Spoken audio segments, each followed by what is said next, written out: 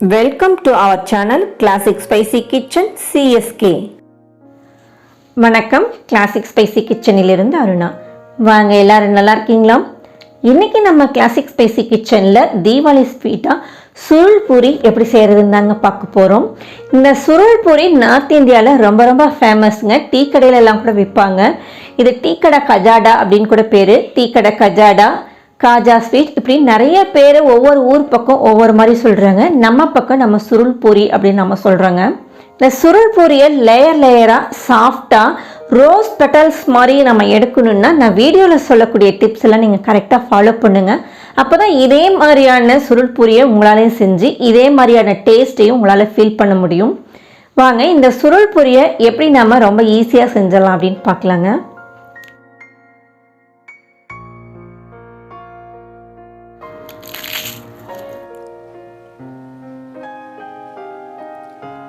இந்த சுருள் பூரி செய்யறதுக்கு நம்ம மாவு பசஞ்சிடலாங்க. அதுக்கு 3 கப் அளவுக்கு மைதா மாவு எடுத்துக்கலாம். இதில் மைதா மாவில் தான் நல்ல ஒரு டெக்ஸ்சரும் டேஸ்ட்டும் கிடைக்கும். இதுக்கு 1 டீஸ்பூன் அளவுக்கு உப்பு சேர்த்துக்கலாம். இதை நல்லா கலந்து விட்டுக்கலாங்க. இதை கூடயே 6 டேபிள் ஸ்பூன் அளவுக்கு நெய்யை சேர்த்திக்கிறேன். கிட்டத்தட்ட இது 75 கிராம் இருக்கும். இதுக்கு நெய் கொஞ்சம் கூடுதலாக தாங்க தேவைப்படும். போட்டாதான் அந்த பொறுன்னு அந்த சாஃப்டா அப்படி கிடைக்குங்க. மாவை இந்த நெய்யோட நல்லா சேர்ந்து கலந்து பிசைஞ்சு விட்டுக்கோங்க. இது பிடிச்சா கொழுக்கட்டையாவும் உதுத்து விட்டா புட்டாவும் இருக்கிற மாதிரி பதமா இருக்கணும். இதில் கொஞ்சமா தண்ணியை சேர்த்து கொஞ்சம் பிசைஞ்சிக்கலாங்க. தண்ணி நிறைய தேவைப்படாது, ரொம்ப கொஞ்சமாக தான் தேவைப்படும். இது சப்பாத்தி மாவு மாதிரி நம்ம டைட்டாவே பிசைஞ்சிக்கலாம்.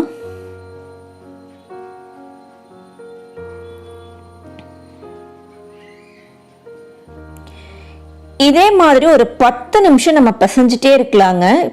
பிசையதான் அந்த சாஃப்ட்னஸ் நமக்கு நல்லா கிடைக்கும். உங்களுக்கு தேவைப்பட்ட கவுண்டர் டாப் மேலே கூட வச்சு நல்லா தேய்ச்சிக்கோங்க. இப்படியே நம்ம 30 நிமிஷம் விட்டுறலாங்க, ஊறட்டும்.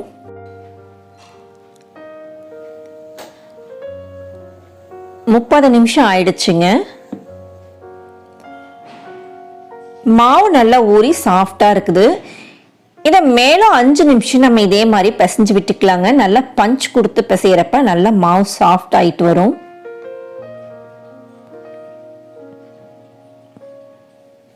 அப்புறம் இன்னொரு 5 நிமிஷம் நம்ம நல்லா கவுண்டர் டாப்ல விரிச்சு வச்சு நல்லா இழுத்து விட்டு பிசைஞ்சிக்கலாங்க.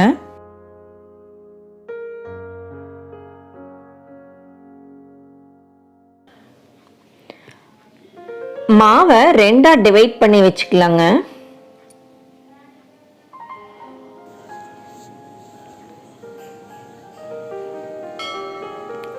ஒன்று ஒரு பக்கம் இருக்கட்டும், நம்ம இன்னொன்று கவுண்டர் டாப் மேலே வச்சு விரிச்சுக்கலாம்.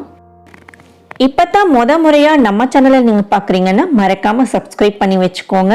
கூடவே ஆல்ற பட்டனையும் அழுத்தி வச்சுக்கோங்க. கவுண்டர் டாப் மேலேயே கொஞ்சமாக மாவை தூவி விட்டுட்டு நம்ம பிசைஞ்சு வச்சிருக்கிற மாவுல இருந்து ஒரு போர்ஷன் எடுத்து நம்ம தேய்ச்சிக்கலாங்க. அது மாவில் நல்லா டிப் பண்ணி விட்டுட்டு தேய்ச்சிக்கலாம். இந்த பெரிய பாலாக இருக்கிறதுனால நல்லா பெருசாக வரும். அது நல்லா ஃப்ளாட்டாக நீல வாக்கில் தேய்ச்சி எடுத்துக்கோங்க. ரொம்ப திக்காலாம் இல்லாமல் நைஸாகவே தேய்ச்சிக்கோங்க.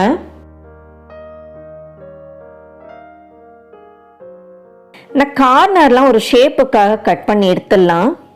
இர்ரெகுலர் ஷேப்பாக இருக்கிறத இது மேலெல்லாம் நல்லா நெய் தடவி விட்டுக்கலாங்க. நெய் எல்லா பக்கமும் கரெக்டாக அப்ளை ஆகிற மாதிரி பார்த்துக்கோங்க. அது மேலே நான் கார்ன்ஃப்ளவர் மாவு தூவிடுங்க.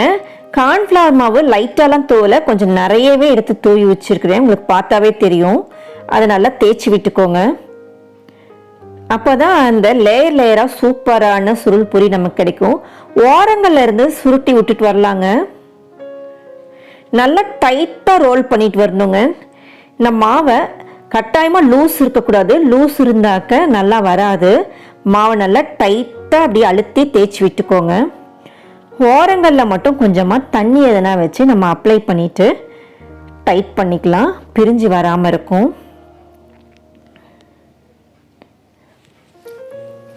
ஓரங்களில் கொஞ்சமாக கட் பண்ணி எடுத்துடலாம்.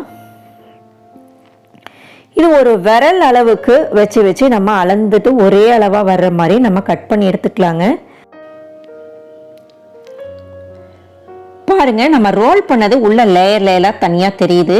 தேய்ச்சாக்க நல்ல எண்ணெயில் போட்டு வர்றப்ப தனித்தனியாக வரும். லைட்டாக சென்டரில் அழுத்தி விட்டுட்டு இப்படி தேய்ச்சி வச்சுக்கோங்க. எல்லா மாவையும் இதே மாதிரி எடுத்து தேய்ச்சி வச்சுக்கலாங்க. நம்ம மீதம் இருக்கிற இன்னொரு போர்ஷனையும் இதே மாதிரி எல்லாம் தேய்ச்சி வச்சுக்கலாம்.